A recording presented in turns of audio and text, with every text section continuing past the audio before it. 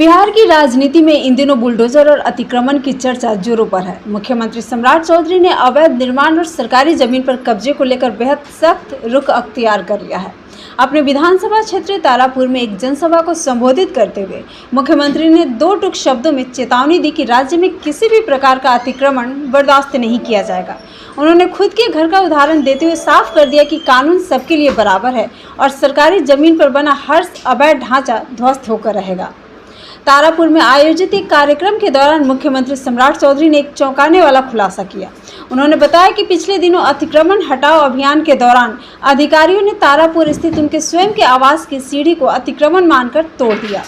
मुख्यमंत्री ने कहा, जब मुझे सूचना मिली कि मेरे घर की सीढ़ी को तोड़ दी गई है तो मैंने अधिकारियों को रोका नहीं। अगर मुख्यमंत्री का घर अतिक्रमण की जद में आने पर टूट सकता है तो राज्य में कोई भी अतिक्रमणकारी नहीं बचेगा। उन्होंने साफ किया कि सरकार जमीन अधिग्रहण और विकास कार्यों के लिए प्रतिबद्ध है। हर घर या निर्माण को हटाया जाएगा। हालांकि उन्होंने यह भी भरोसा दिलाया कि जिनकी अपनी निजी जमीन पर मकान बने हैं उनका कुछ नहीं बिगड़ेगा। अभी जमीन अधिग्रहण का भी काम कर रहे हैं। देखिए, कुछ कष्ट तो होता ही है।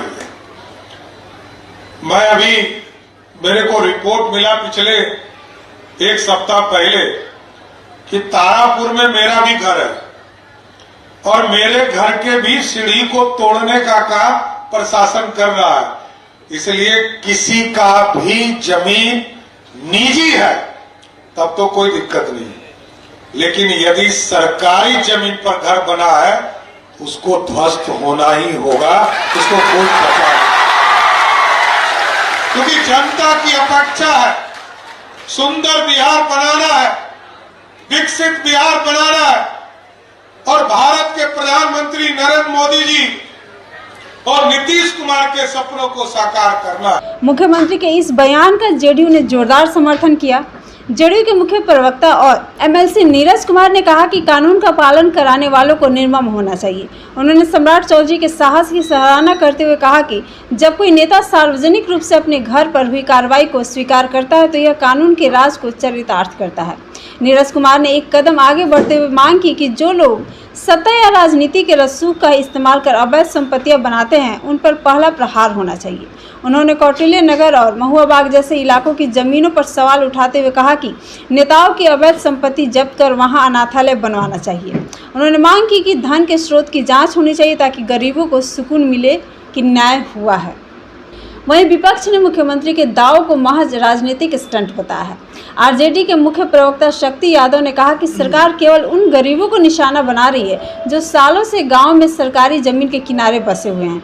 उन्होंने चुनौती देते हुए कहा कि अगर सरकार में हिम्मत है तो उन रसूखदार लोगों के आलीशान बंगलों को तुड़वाया जाए जिन्होंने हाउसिंग बोर्ड, पीएचडी और नगर निगम की जमीनों पर कब्जा कर रखा है। शक्ति यादव ने आरोप लगाया कि प्रशासन की कार्रवाई केवल गरीब गुरबा तक सीमित रहती है। बड़े लोगों की पहचान अशोक स्तंभ से होती है, उन पर हाथ डालने की हिम्मत सरकार नहीं दिखा पा रही है। कांग्रेस नेता और पूर्व विधायक ऋषि मिश्रा ने भी सरकार को आड़े हाथों लिया है। उन्होंने सवाल किया कि पिछले 20 वर्षों से बिहार में एनडीए की सरकार है तो क्या अतिक्रमण पिछले 8 दिनों में हुआ है। ऋषि मिश्रा ने तंज कसते हुए कहा कि मुख्यमंत्री ने खुद सरकारी जमीन पर कब्जा क्यों किया था जो अब उन्हें तुड़वाना पड़ रहा है। उन्होंने कहा कि सरकार को अतिक्रमण हटाने के नाम पर राजनीति करने के बजाय राज्य में सामाजिक सौहार्द बनाए रखने पर ध्यान देना चाहिए।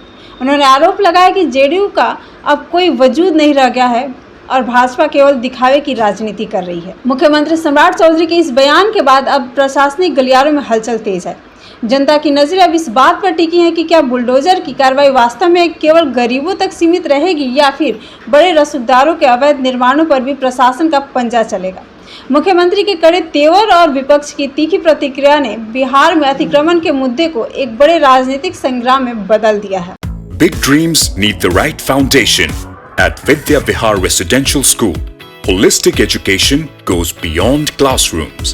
World-class facilities, caring houses, nutritious food, advanced labs, vast playgrounds, and inspiring mentors come together to nurture every child.